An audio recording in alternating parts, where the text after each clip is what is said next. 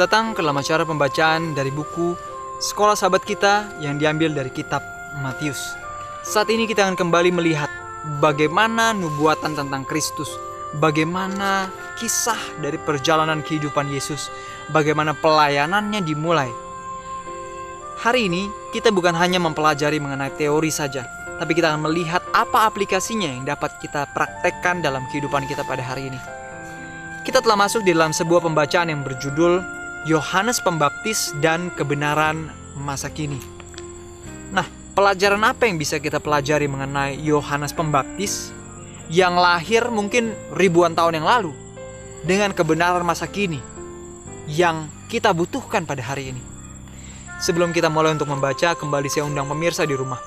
Ajaklah keluarga, sahabat, dan teman-teman Anda untuk datang berkumpul bersama-sama. Ajak juga keluarga kita untuk selalu bersekutu di dalam doa, untuk dapat saling menguatkan satu dengan yang lain. Di sini kita akan membaca mengenai Yohanes Pembaptis dan kebenaran masa kini. Kitab Matius pasal yang ketiga dimulai dengan kisah dari Yohanes Pembaptis. Dengan kata pertama yang dicatat adalah kata perintah, yaitu bertobatlah di dalam Matius 3 ayat 2. Dengan kata lain, itulah ringkasan apa yang Tuhan telah sampaikan kepada manusia sejak kejatuhan.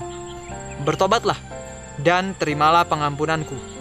Tinggalkanlah dosamu dan kamu akan mendapat penebusan dan ketenangan bagi jiwamu.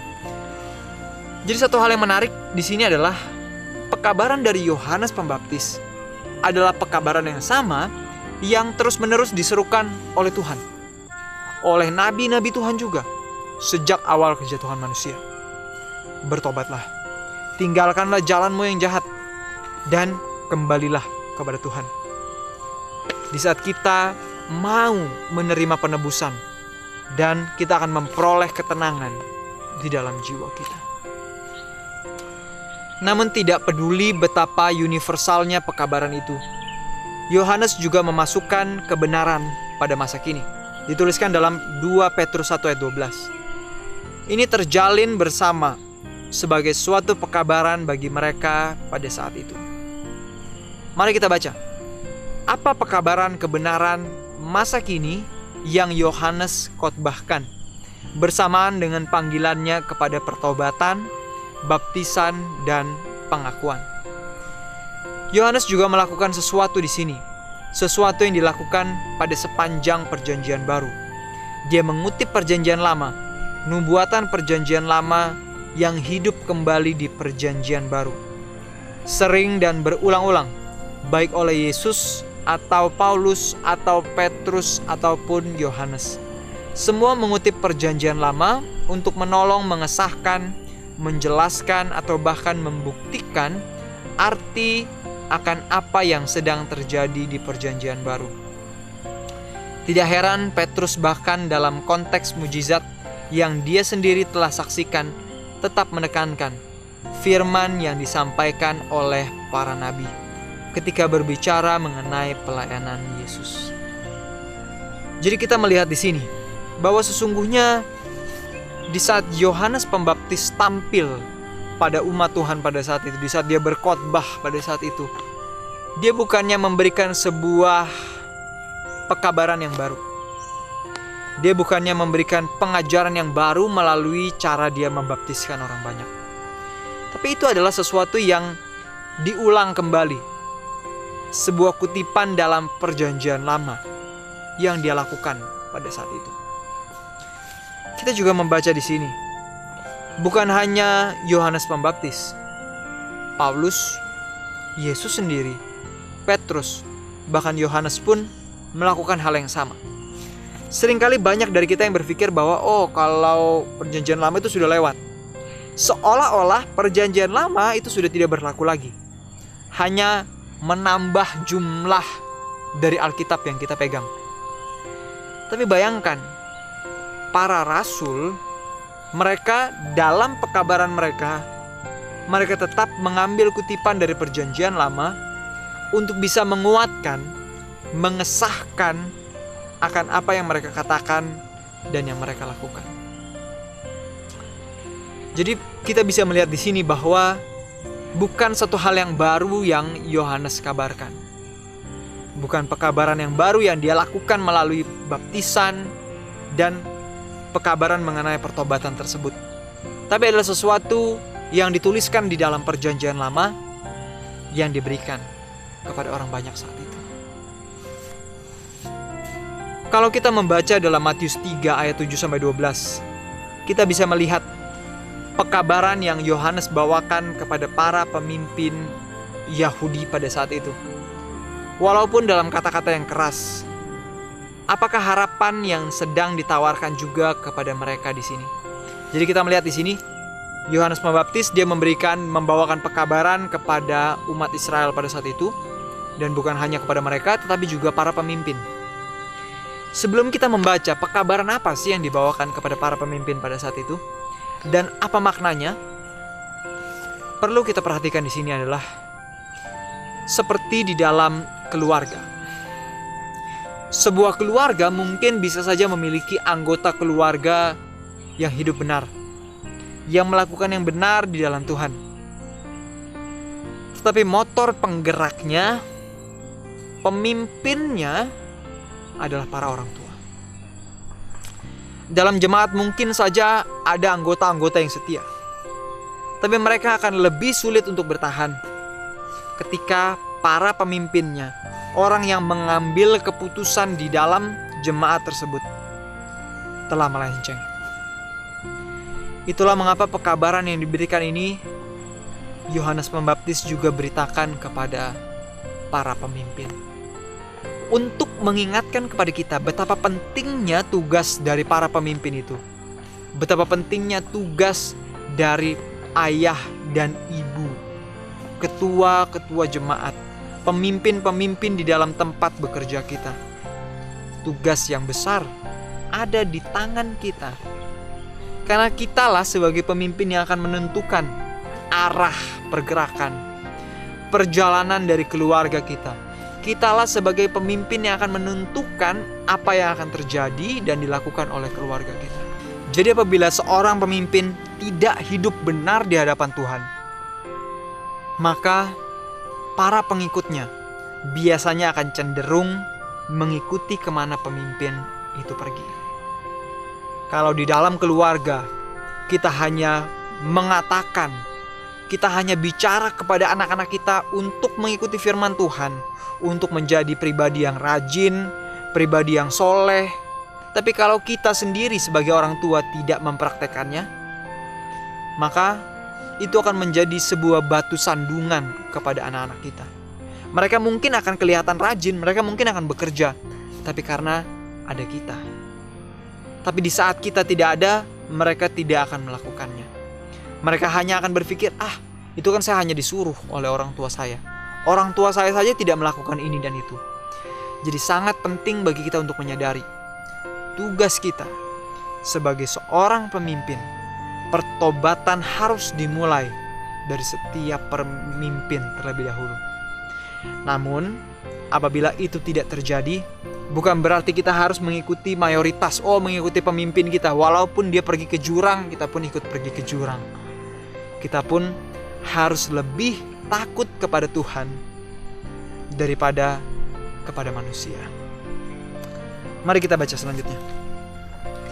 Perhatikanlah bagaimana Yesus adalah pusat dari segala sesuatu yang Yohanes kabarkan. Semua bahkan kemudian tentang Yesus dan tentang siapakah dia itu dan apa yang dia akan lakukan. Meskipun Injil yang ditampilkan Yohanes juga menjelaskan bahwa akan ada perhitungan akhir, pemisahan yang akhir antara lalang dengan gandum, dan akan datang dia yang dinubuatkan, yang akan melakukan pemisahan itu. Maka lebih banyak lagi bukti tentang betapa tidak terpisahkan Injil dengan penghakiman. Ini juga adalah contoh bagaimana dalam Alkitab kedatangan Yesus yang pertama dan yang kedua dipandang sebagai satu peristiwa yang kita lihat yang Yohanes bicarakan.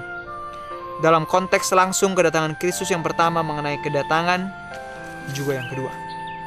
Jadi yang berikutnya yang Yohanes Pembaptis kabarkan adalah mengenai kedatangan Yesus. Sesuatu yang juga penting bagi kita yang hidup di zaman ini.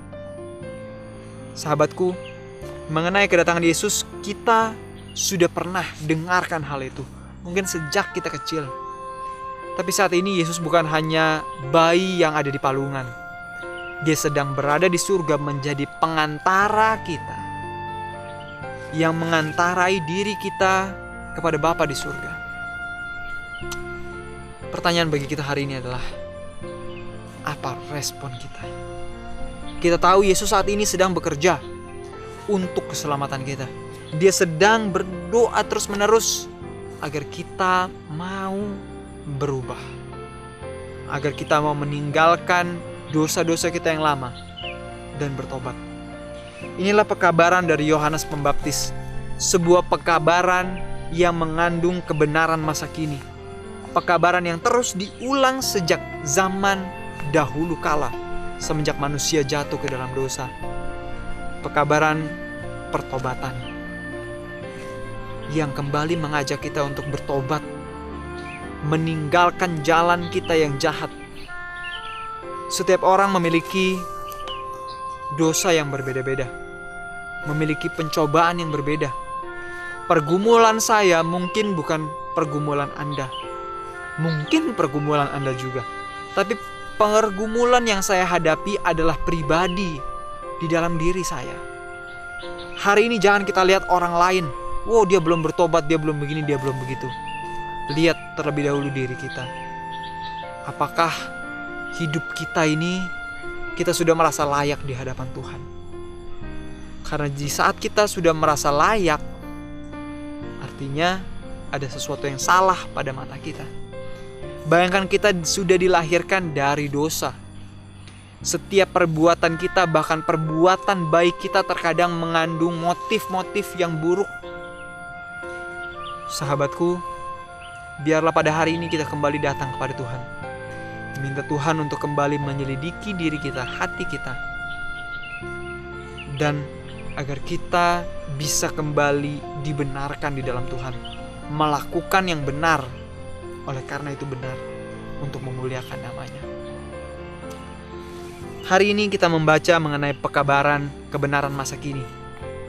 Pekabaran Yohanes Pembaptis mengenai pertobatan. Pekabaran yang dia tujukan kepada orang-orang Farisi yang merasa diri mereka benar. Orang-orang Farisi, para ahli Taurat. Mereka ini yang mengajar di bait suci. Mereka datang ke sana, ada juga yang meminta diri mereka untuk dibaptiskan. Tapi bukan karena mereka bertobat, tapi karena mereka hanya ingin terlihat baik di hadapan orang. Hati-hati dengan sikap dari orang Farisi ini. Mungkin mereka terlihat aktif di jemaat, aktif dalam pekerjaan Tuhan, tetapi sesungguhnya di dalam hati mereka hanya ada kebencian, rindu untuk ditinggikan, rindu untuk mendapat pujian dari berbagai orang. Biarlah hal yang sama tidak ada di dalam kehidupan kita. Kehidupan dari orang Farisi ini biarlah tidak melekat dalam hidup kita. Tapi jangan lihat kepada orang lain, oh dia punya nih seperti orang Farisi ini. Jangan.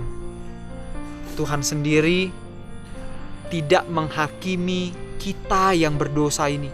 Kalau kita dihakimi sekarang, mungkin kita sudah tidak layak berada di surga. Kita mungkin tidak layak mendapatkan keselamatan. Karena satu dosa saja yang kita lakukan adalah sama di mata Tuhan.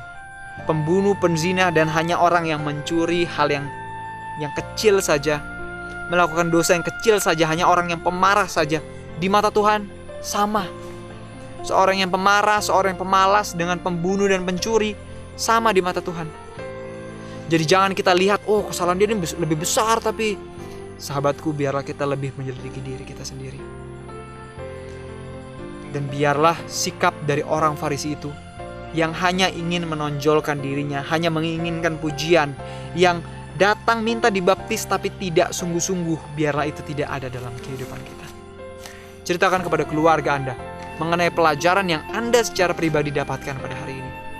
Sampai bertemu lagi, Tuhan memberkati.